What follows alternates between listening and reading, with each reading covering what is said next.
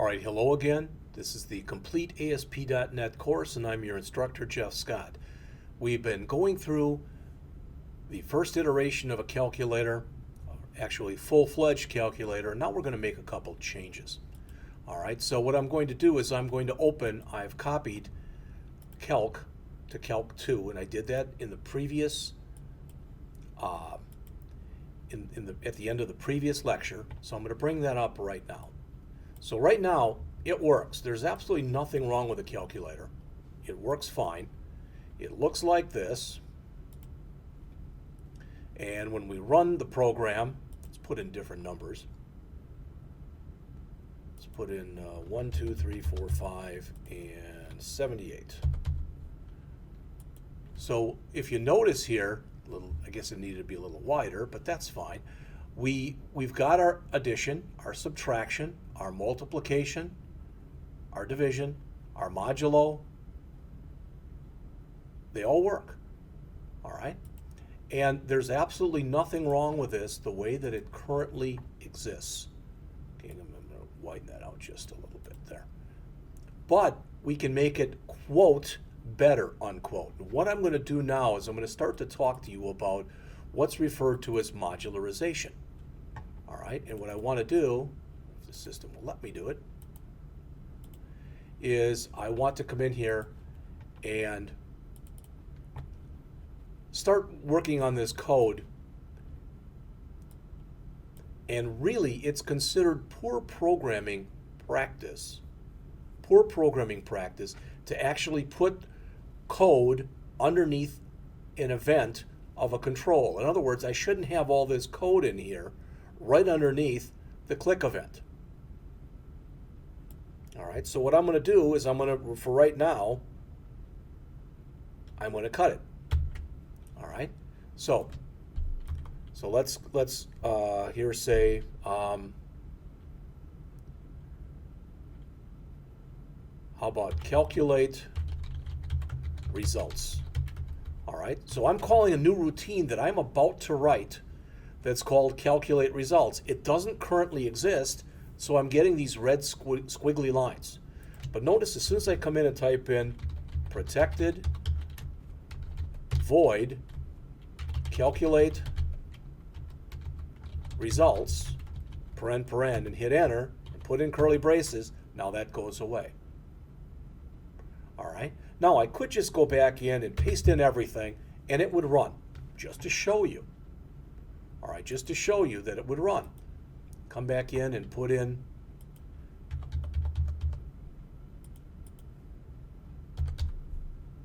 and you'll notice it works just fine, exactly the way it did before. We really didn't buy anything though from what we just did. So what we're going to do, there's absolutely nothing wrong with these two lines, but what I'm going to do is figuring out my sum, my difference, my product, my quotient, and my modulo. I'm going to put those in different routines. All right, if you say I don't understand, hopefully at least you will in just a minute. All right, so I'm going to come down here and I'm going to create a couple more routines. Protected void, not void, and we'll talk about what that means in just a minute. Protected double, oops, let's call it return sum, and we're going to pass into that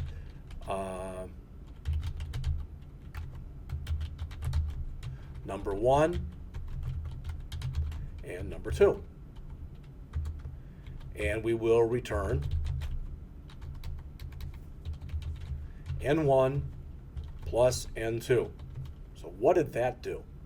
Well, it allowed us to create a new routine called return sum. So now what we're going to do is instead of saying sum equals n1 plus n2, we're going to say sum equals return sum n1 comma n2. What we're starting to do is modularize our program. So the submit button calls a routine called calculate results.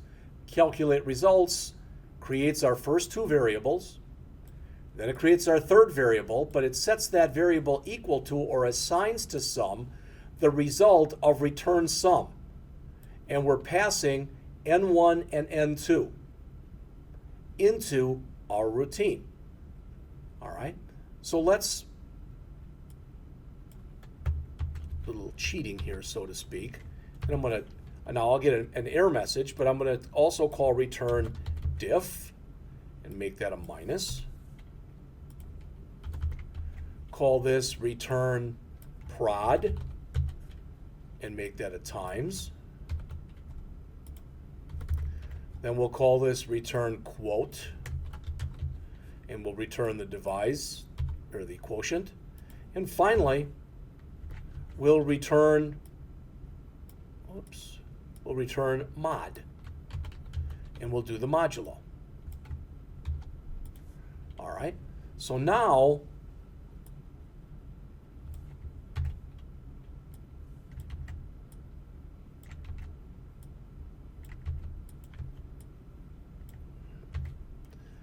and of course we'll want to change these because we don't want that all to be calling return sum. So return diff, return prod, return quote, and return mod. All right, let's verify that our code still works. Okay. Oops.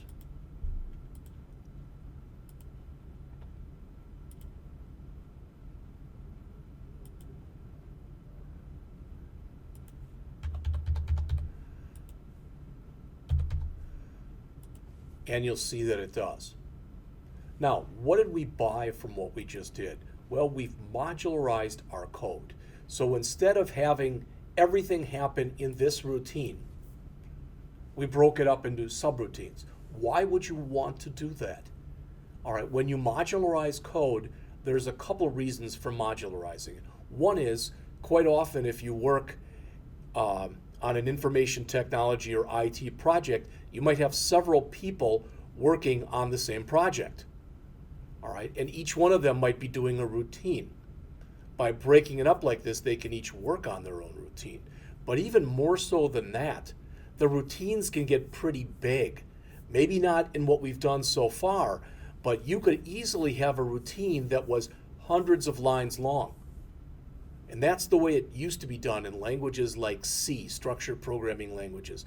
I often tell people that with C, if you had a 500-line program, you very well could have 5 of these functions, which is what these are, functions or methods in this case, that are each 100 lines long. But with a language like C#, instead of having 5 methods, each one 100 lines long, you're more likely to have 100 methods, each one being 5 lines long. And the advantage of this is if I've got a problem with the sum now, I know right where to go to look for it. If I have a problem with the difference, I know right where to go to look for it. By modularizing your code, each function is basically doing just one job. That job is indicative based on the name that I'm giving it. All right?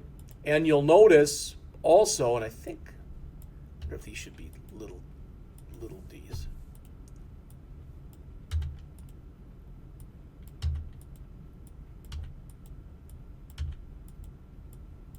Okay. All right. Let's see. N1 does not exist. Oh.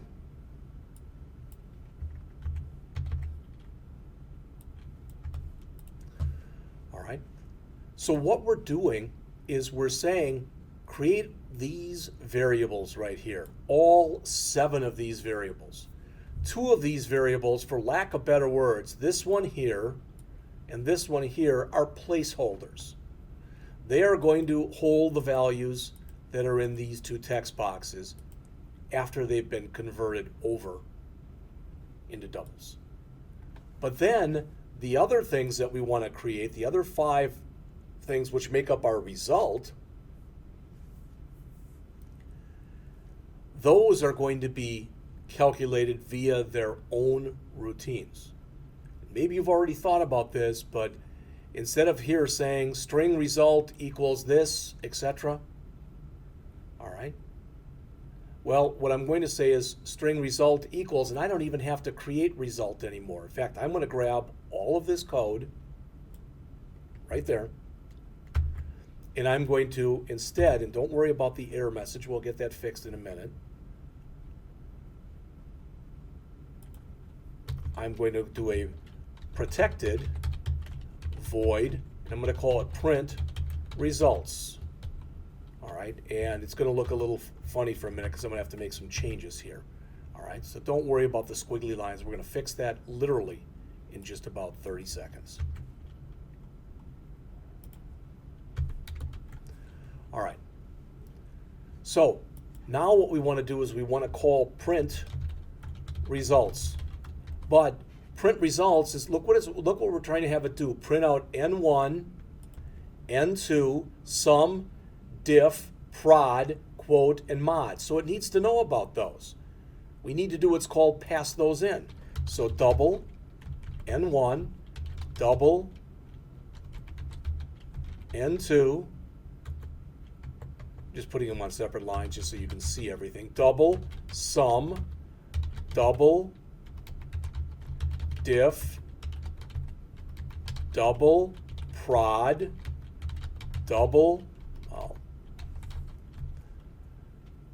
quote, and double mod. All right, so I'm calling it and I'm passing all that stuff in. Well, if I'm going to pass it in here, I also need it down there. And notice once I put it in down there, all my squigglies went away. So I'm doing the same thing, but instead of writing one routine, I don't put double there, I'm sorry.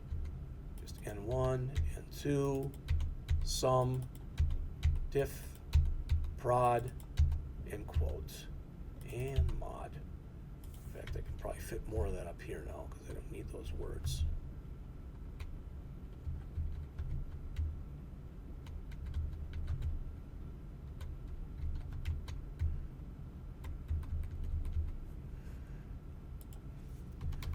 Now, if all worked as according to plan, and I'm going to save this and run it again, you should be no the wiser. In other words, it should look exactly the same as it did before.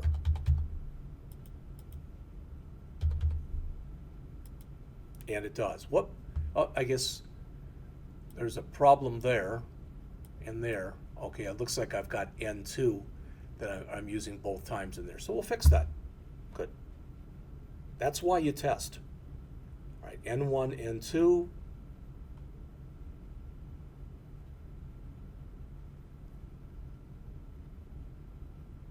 N1, N2.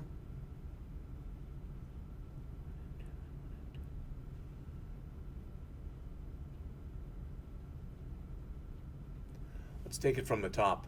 See if we can find that error. All right.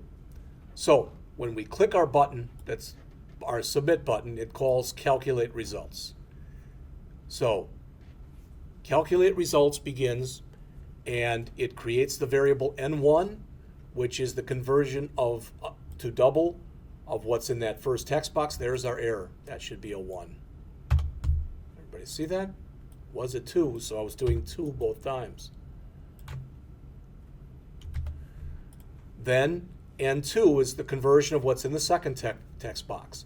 Then we're figuring out our sum by calling return sum, but that return sum needs N1 and N2 passed to it. And it returns the sum of those. Then we create diff, and we say that that's the result of return diff, and again we need to pass N1 and N2, and then we return the difference. Then prod, return prod, we pass N1 and N2, and we return the product. Then quote, we again pass N1 and N2, and we return the quotient. And finally, mod, passing in N1 and N2. All right? And after we get done with all that, then we call another routine called print results. In order to do its thing, print results needs to have passed to it N1, N2, sum, diff, prod, quote, and mod. All right? Now a couple things for you here. When you call a function, that's a function call right there. Notice that I'm taking the results of the function and I'm stuffing them into something. So this has to return something. I didn't have to call it return sum. I could have called it Jeff. It doesn't matter. But it's called return sum, and what it returns is a double. So that double that's right there must be the same variable type as what's right there. And you can see that it is. All right. And this is one of those languages that allows you to put the double in upper or lowercase. Most of them do not.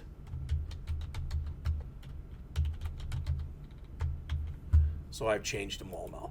All right, they're all now a little d. All right, and let's save it. Let's run it again. Double check that it works. We'll try different numbers this time. There were errors.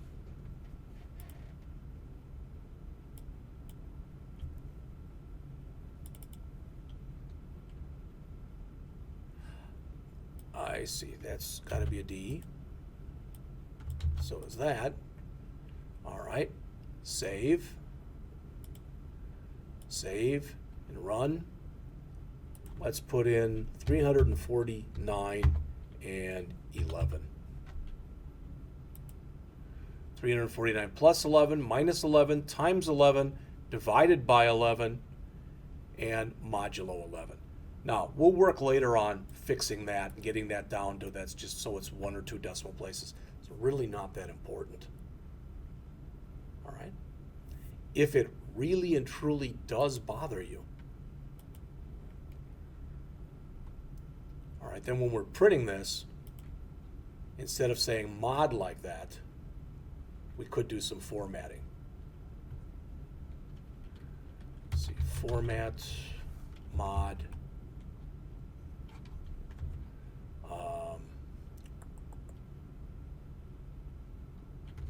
N2. All right. Format does not exist in the current context.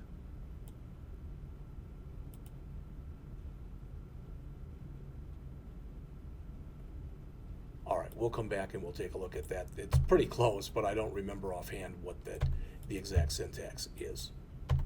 All right, so what are we going to do next? Okay, we've got this calculator. Calculator works. Doesn't look great, it doesn't look terrible. But what we're going to do next is, well, maybe we don't want to do everything at once. Maybe we want to choose after we put in a first number and a second number. Maybe what we want to do is we want to choose what we do, the sum or the difference or the product or the quotient or the modulo. So we're going to change the way this looks, all right, in the next part of this, and we're going to add another control. We're going to add a drop down, all right?